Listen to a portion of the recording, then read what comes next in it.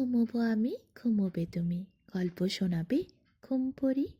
হালকা আলো, চোখ বন্ধ, চলো একটা গল্প শুনি। রাতের গল্প বাংলায়, আজকের গল্প আলো পড়ি আর ভালো পড়ি। এক যে ছিল আলো পড়ি, রূপের আলোয় করে রাখতো চারিপাশ আলোয় আলোকিত। শুধু রূপই কেন, স্বভাবটাও তার ছিল আলোর মতো, ঝলমলে হাসি খুশি। তার সামনে এসে যেই দাঁড়াতো সেই আলোয় আলোকিত হয়ে উঠত, আর তার মনও অনেক ভালো হয়ে যেত। আরেক ছিল ভালো পরী। ভালো পরীর মুখটা ছিল ভালো মানুষিতে মাখানো।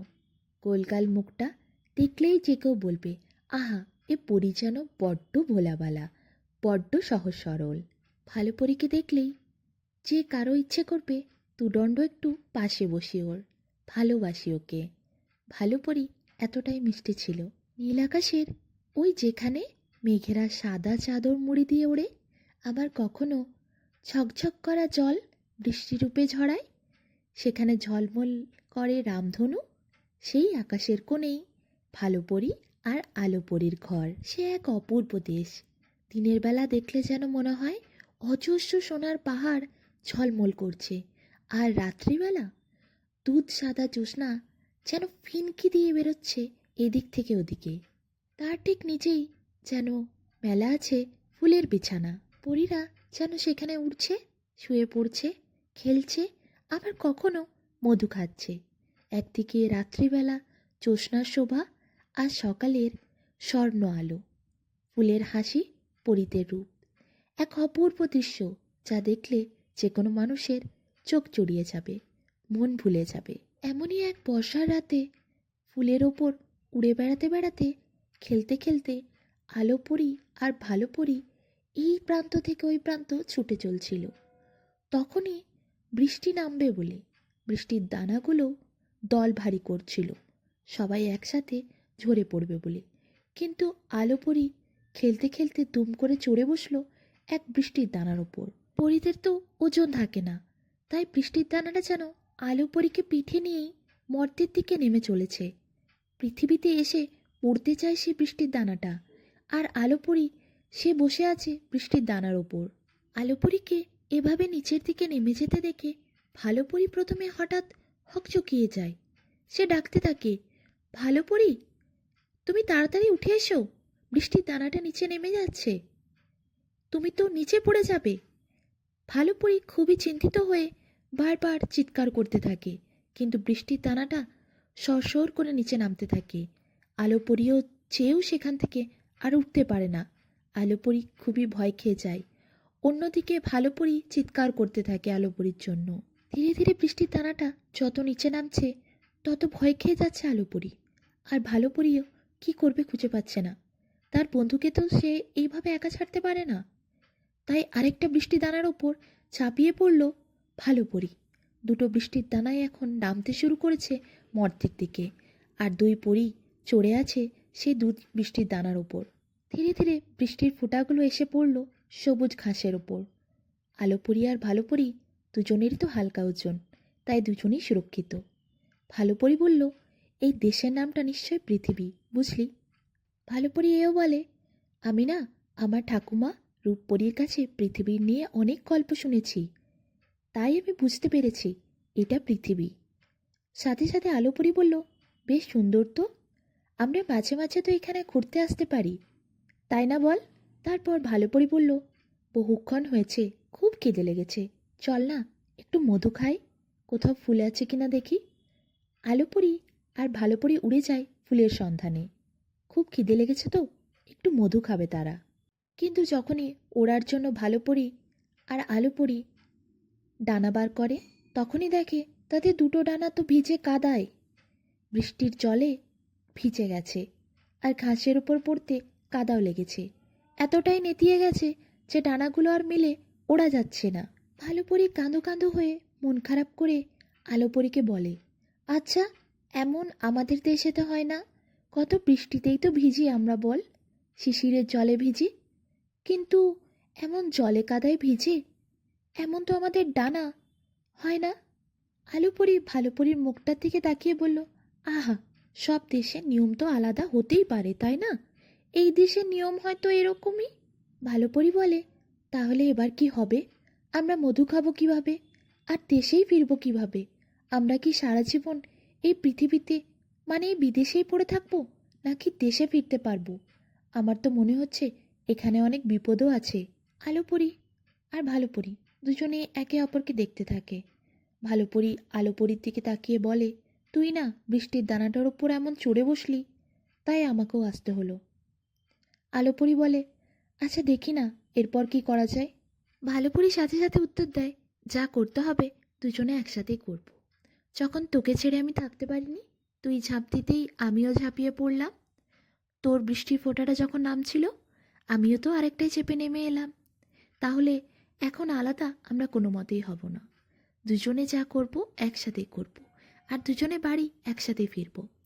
এই বলে ভালো পরি আর আলো পরি দুজন দুজনকে জড়িয়ে ধরে, হাসতে থাকে হো হো করে। কিছুক্ষণ পর আলো পরি বলে, আচ্ছা ভালো পরি, আমরা দুজনে ডানাগুলো ওই ঝোপের মধ্যে লুকিয়ে রাখি, আর মেলে দিয়ে ওখানে কেউ দেখতে পাবে না, শুকিয়েও যাবে। ততক্ষণ আমরা চারপাশটা একটু দেখে আসি। চল না, আর তো আশা হবে না মনে হয় বাড়ি ফিরে গেলে, একটু দেখে আসি। এই ভেবে খাবারের সন্ধানে মধুর উদ্দেশ্যে দুই পরী পায়ে হেঁটে চারিদিকে ঘুরতে থাকে। ডানাগুলো তারা সযত্নে খুলে রাখে ওই ঝোপের মধ্যে। সেই বনেরই এক প্রান্তে কুটির বেঁধে থাকতো রাজু আর তার বোন সরলা। ওদের বাবা মা দুজনেই মারা গেছে। অনেক আঘাত সহ্য করতে হয়েছে ছোট থেকে। আত্মীয় স্বজনও কেউ ওদের পাশে নেই আজ। তাই ভাই বোন দুজনেই থাকে।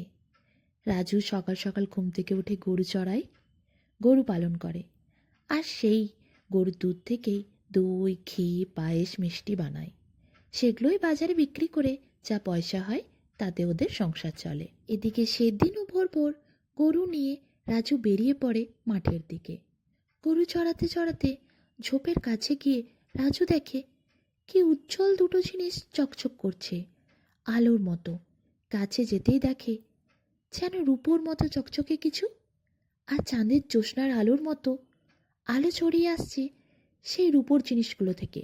ঠিক বুঝতে পারে না এটা কি, কিন্তু তার মনে হয় এটা কিছু একটা ডানার মতো। প্রজাপতির ডানা। প্রজাপতির ডানা তো এত বড় হয় না, আর এত আলো, এত চকচকেও হয় না। রাজ মনে মনে ভাবে, কিন্তু কিছুই বুঝে উঠতে পারে না। বেশি দেরিও করে না সে। এই জিনিসগুলো এখানে ফেলে রাখাটা ঠিক হবে না। কি অদ্ভুত দেখতে না জিনিসগুলো, এই ভেবে সে ওগুলো নিয়ে ছুটতে চলে যায় বাড়ির দিকে। এদিকে আলো পরি আর ভালো পরি দুজনেই অনেক ঘোরাঘুরি করে, মধুরও সন্ধান করে তারা, কিন্তু কিছুই পায় না। তাই তারা ভাবে আর দেরি না করে ডানাগুলোর কাছেই যায়। ঝোপের মধ্যে ডানাগুলো তো মিলে এসেছি, মনে হয় এতক্ষণ শুকিয়ে গেছে, একবার গিয়ে দেখি। ভালো পরি আর আলো পরি যেই ঝোপের মধ্যে আসে, তার তো দেখে চমকে যায়। ঝোপের মধ্যে তো ডানাগুলো নেই। ডানাগুলো কোথায় গেল? চিৎকার করতে থাকে আলো পরি। ভালো পরি ভাবে, সত্যি সত্যি কি ডানাগুলো তাহলে আমাদের চুরি হয়ে গেল?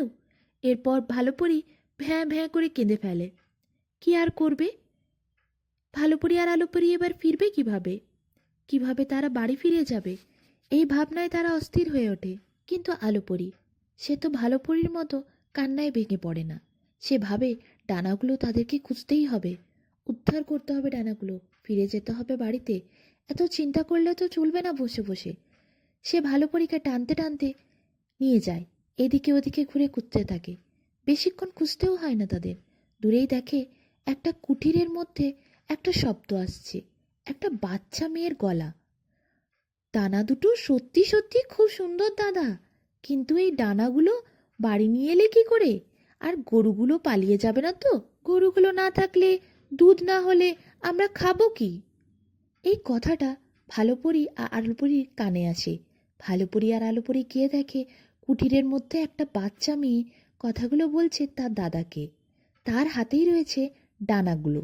ভালোপরি আর আলোপরি আর সময় নষ্ট না করে দরজা খুলে ঘরের মধ্যে ঢুকে পড়ে আর বলে, এগুলো আমাদের ডানা, আমরা ডানা ছাড়া বাড়ি ফিরতে পারবো না, তাও এগুলো আমাদের দাও। সাথে সাথে বাচ্চা মেয়েটি বলে, ইস, বললেই হলো তোমাদের ডানা? তোমরা কে গো? তোমাদের তো আমরা জানি না চিনি না। আলোপরি বলে, আমি হলাম আলোপরি আর ও ভালো পরি।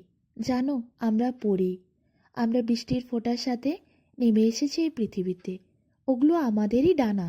বাচ্চা মেয়েটি গলা বেঁকিয়ে বলে, আমি তো বিশ্বাস করব না, প্রমাণ প্রমাণ প্রমাণ দাও, দেখি তোমরা কেমন পড়ি। ভালো পরি বলে, কি প্রমাণ দেব বলো, কিভাবে প্রমাণ দিতে হবে আমরা পড়ি? মেয়েটি বলে, আমরা বড় দুঃখী জানো, আমাদের বাবা মা নেই। আমি হলাম সরলা, আর এ আমার দাদা রাজু।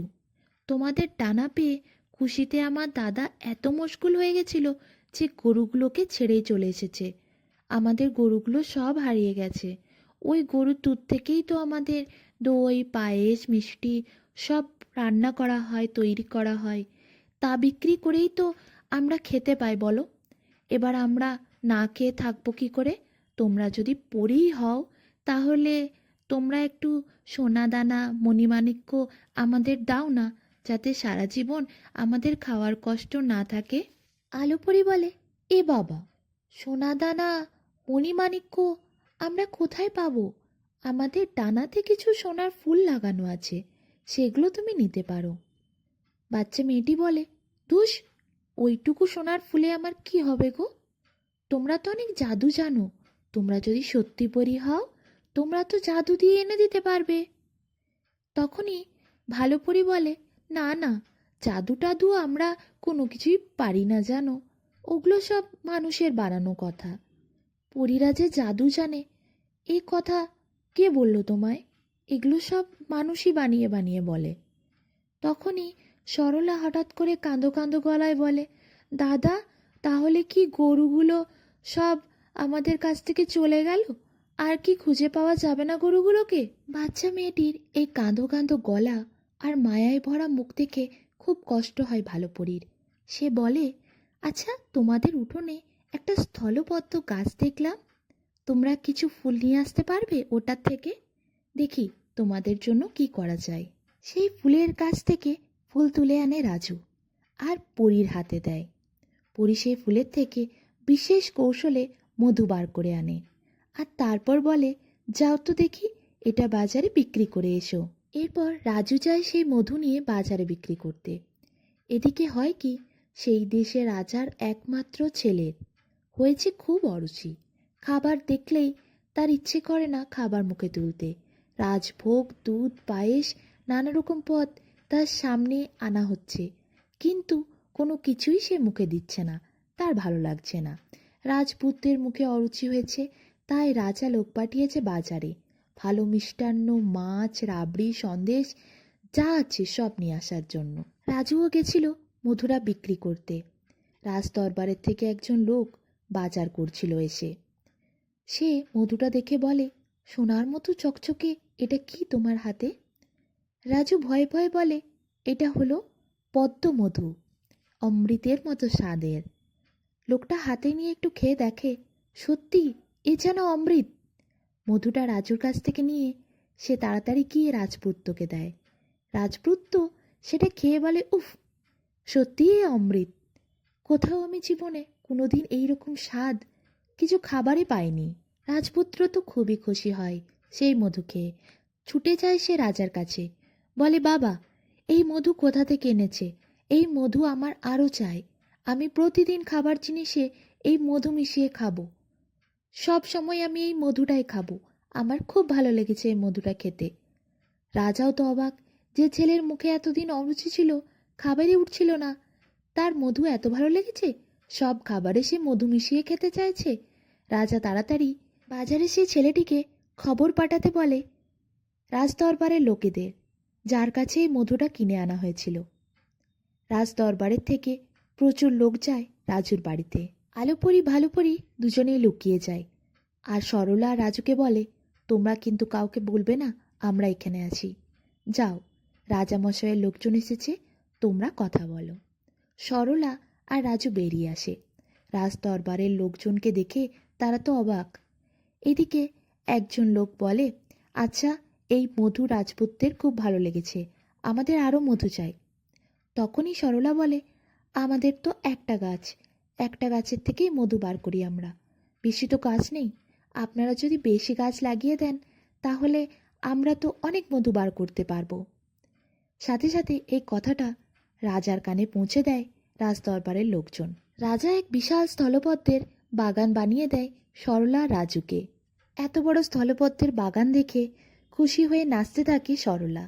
সরলা খুশিতে নাচতে নাচতে যখন আলোপরি আর ভালোপরির কাছে যায়, তখন আলোপরি আর ভালোপরি বলে, কি সরলা, এবার খুশি তো?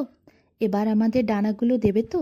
সরলা বলে, দেব তো, কিন্তু ওই মধু কিভাবে বার করে ফুলের থেকে সেটা তো আমরা জানি না। তখন আলোপরি আর ভালোপরি বলে, আমরা তো শিখিয়ে দেব তোমায়, তুমি যে কোনো ফুলের থেকেই মধু বার করতে পারবে। সরলা এই কথা শুনে খুব খুশি হয়। এরপর সরলা পরীদের ডানাগুলো নিয়ে আসে আর পরীদের হাতে তুলে দেয়। পরীরাও ডানাগুলো পরে নেয়। সরলা তো খুবই খুশি মধু বানানোর কৌশল শিখে, আর রাজুও খুশি তার বোনের খুশি দেখে। এদিকে সরলা আর রাজুর সাথেও পরীদের ভালো বন্ধুত্ব হয়ে গেছিল।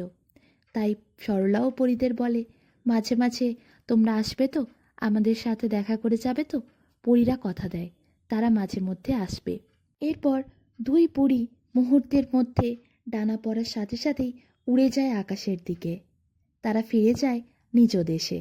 এদিকে রাজু আর সরলা পরীদের কাছ থেকে মধু বানানোর কৌশলটা শিখে নেওয়ার পর বিশাল ব্যবসা শুরু করে, পদ্ম মধুর ব্যবসা। একদিকে রাজপুত্রকে যেমন প্রতিদিন তারা মধু পাঠায়, ঠিক তেমনি আরও নানান বাজারে বিদেশে তারা বিক্রি করতে থাকে। খুব নাম হয় তাদের। এইভাবেই সুখে শান্তিতে সরলা আর তার ভাই রাজু দুজন মিলে দিন কাটাতে থাকে।